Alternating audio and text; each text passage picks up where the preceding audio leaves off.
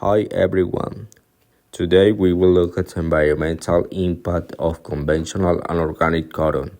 The goal is to compare both sides and see which part of the life cycle has the most impact. We use the cotton needed to make a 180-gram t-shirt. The data includes global warming, water use, and resource depletion. This is the life cycle scope. We will cover the full journey of cotton, from its cultivation to its final disposal. In the growth phase, traditional cotton requires more water and depends on chemical inputs like pesticides and fertilizers. Organic cotton use fewer resources and avoid synthetic chemicals with focus on compost. This phase highlights the environmental difference in cultivation practices.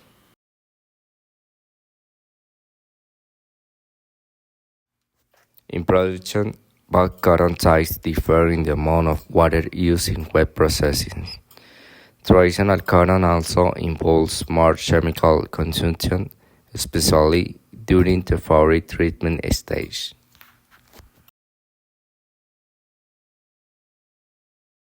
Each shears weighs 180 grams. We are transporting 120,000 shears over 397 kilometers. Fuel consumption and emission are the main impacts in this phase.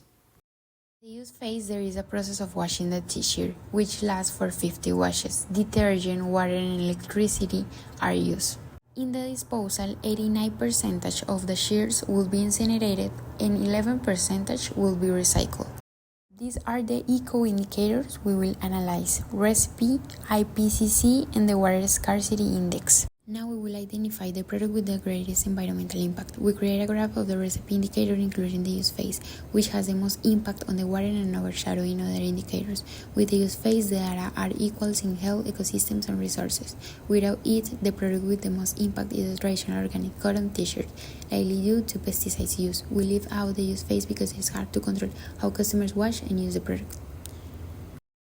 Now we will analyze what are the main impacts on the environment through the eco-indicator we cite in the life cycle of the t-shirts. The t-shirt with the highest impact is conventional cotton, where the categories with the highest scores are human carcinogenic toxicity, global warming, human health, human carcinogenic toxicity for the use of herbicides and fertilizers. Analyzing the emissions using IPCC, the indicators show that the production of the conventional cotton t-shirt has the highest emission with 5.09 kilograms carbon dioxide equivalent.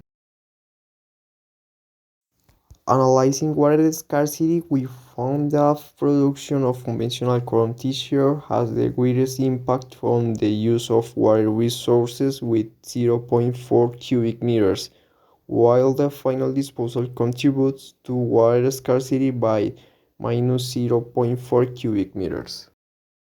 Well, know what phase of the product cycle generates the most environmental impact?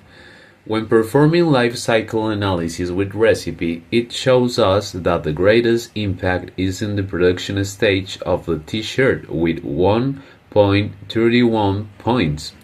Then we have the analysis only for production, and we find that the greatest impact is generated by the production of night cotton with 1.14 points. That is, this is the element that causes the most impact on the environment. In conclusion, the phase with the greatest impact in the life cycle is the production of the t-shirt, more specifically the production of the night cotton.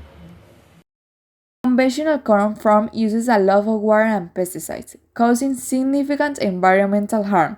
Consumers also impact the sustainability of products, especially during their use. This shows that both producers and consumers need to support more sustainability practices. In the Western world, we often overlook the long process products go through before reaching a store. Cotton for all clothes starts an agriculture crop and goes through cleaning, spinning, dyeing, weaving before becoming garments. This entire process requires many resources like water, chemicals, and labor.